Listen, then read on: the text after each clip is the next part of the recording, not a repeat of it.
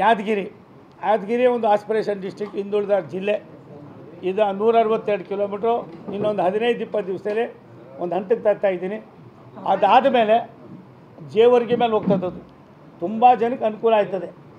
ಒಂದು ಎಲ್ಲವೂ ಕೂಡ ಒಂದೇ ಸಾರಿ ಮಾಡೋಕ್ಕೆ ನನಗೆ ಕಷ್ಟ ಆಯ್ತದೆ. ನಾವು ಇವಾಗ ಮಾಡೋ ಯೋಜನೆಗಳು ಅವತ್ತಿನ ಕಾಲದಲ್ಲಿ ಜಮೀನು ಹೆಂಗೆ ಬೇಕಾದ್ರೂ ಬಿಡಿಸ್ಬೋದಾಗಿತ್ತು. ಇವತ್ತು ಜಮೀನು ತೊಗೊಳೋದು ರೈತರಿಂದ ಅಷ್ಟು ಸುಲಭದ ಕೆಲಸ ಅಲ್ಲ.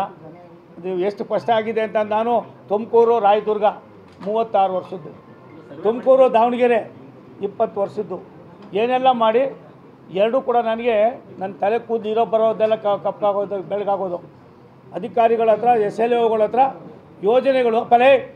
ಯೋಜನೆಗಳನ್ನ ಮಾಡೋದು ಸುಲಭ.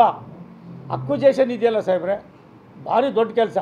ಜಾಫರ್ ಶರೀಫ್ ಕಾಲದಲ್ಲಿ ಸಾಹೇಬ್ರ ಕಾಲದಲ್ಲಿ ನಮ್ಗೆ ರೈಲ್ವೆ ಲೈನ್ ಬಂದರೆ ಸಾಕು ಅನ್ನೋರು. ಇವತ್ತು ರೈಲ್ವೆಗಿನ್ನ ನಮ್ಗೆ ಜಾಸ್ತಿ, ನಮ್ಮ ಲ್ಯಾಂಡ್ ಜಾಸ್ತಿ ಕಾಸ್ಟ್ ಇದೆ, ದಯವಿಟ್ಟು ನಮ್ಗೆ ತೊಂದರೆ ಕೊಡಬೇಡಿ.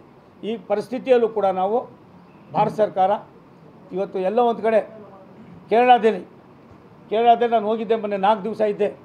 ನೀವು ನೋಡಬೇಕು ಸರ್, ಅವರು ನಮ್ಮ ಸರ್ಕಾರ ನೀವೇ ನಮಗೆ ದುಡ್ಡು ಕೊಡ್ತೀರಿ, ಬೇಡ ನಮ್ಮ ಲ್ಯಾಂಡ್ ಅಕ್ವಿಜೇಷನ್ ಕೊಟ್ಬಿಡಿ ಅಂತಾರೆ. 50% ಅವ್ರದ್ದು, 50% ನಮ್ಮದಿದೆ. ನೀವು 50% ನೀವು ಕೊಡ್ರಪ್ಪ, ಬಾಕಿ ನಾವು ಆಗ್ತೀವಿ ಅಂದರೆ ನಮ್ಮ ಹತ್ರ ದುಡ್ಡಿಲ್ಲ ಸರ್. ಅದು ನೀವು ಯಾವ್ದಾದ್ರು ನಮ್ಗೆ ಕೊಡಬೇಕಿದ್ದೀರಾ, ಅದ್ರೊಳಗೆ ಮುರ್ಕೊಂಡು ನಮ್ಗೆ ಲೈನ್ ಹಾಕ್ಕೊಡಿ ಅಂತಾರೆ. ನಮ್ಮಲ್ಲಿ ಇನ್ನೂ ಕೂಡ ಕೋಆರ್ಡಿನೇಷನ್ ಬರದೇ ಹೋದರೆ, ಆದರೂ ಕೂಡ ನನಗೆ ಖುಷಿ ಇರೋದು ಸನ್ಮಾನ್ಯ ಸಿದ್ದರಾಮಯ್ಯನವರು ರೈಲ್ವೆ ಇಲಾಖೆಗೆ ಸಂಬಂಧಪಟ್ಟಾಗೆ ಲ್ಯಾಂಡ್ ಅಕ್ವಿಜೇಷನಲ್ಲಿ ತುಂಬ ಚೆನ್ನಾಗಿ ನನಗೆ ಕೈ ಜೋಡಿಸಿದ್ದಾರೆ. ನಾವು ಅದನ್ನು ಎಲ್ಲ ಒಂದು ಕಡೆ ಇಲ್ಲ ಅಂತ ಹೇಳ್ತಕ್ಕಂಥ ನೀಚ ನಾನಲ್ಲ, ಜೋಡಿಸಿದ್ದಾರೆ. ಒಂದಷ್ಟು ಯೋಜನೆಗಳಾಗ್ತಾಯಿದೆ. ಯಾವ್ಯಾವ ಯೋಜನೆಗಳನ್ನ ನಾವು ಕೈಗೆತ್ಕೊಂಡಿದ್ದೀವಿ, ಮುಗಿಸ್ತೀವಿ.